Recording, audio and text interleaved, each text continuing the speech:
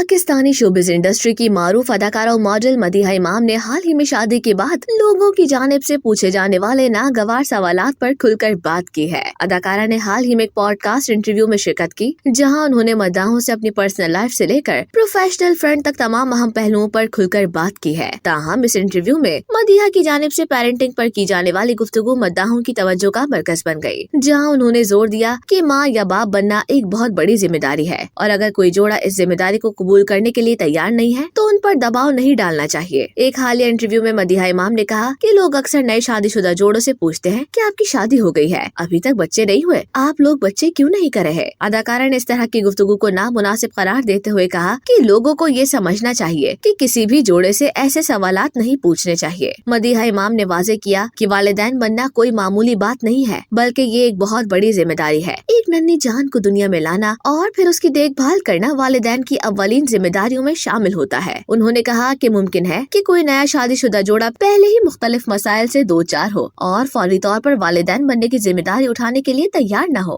अगरचे खानदान वाले कितना ही साथ दें, बच्चे की मुकम्मल जिम्मेदारी वालिदैन पर ही आयद होती है। अदाकारा मदीहा इमाम के मुताबिक अगर किसी जोड़े को लगता है कि वो इस जिम्मेदारी को निभा सकते हैं तो वो जरूर बच्चे पैदा करें, लेकिन अगर किसी को ये महसूस होता है कि वो अभी इसके लिए तैयार नहीं है तो उन पर बेजा सवालात का बोझ न डाला जाए। वाज़ेह रहे कि अदाकारा मदीहा इमाम ने साल 2023 में भारतीय फिल्मसाज मोजी बसर से दुबई में सादगी से शादी की थी और उनकी अभी कोई औलाद नहीं है। अदाकारा मदीहा इमाम का ये बयान उन जोड़ों के लिए एक अहम पैगाम है जो शादी के बाद फौरी तौर पर बच्चों के हवाले से समाजी दबाव का शिकार रहते हैं।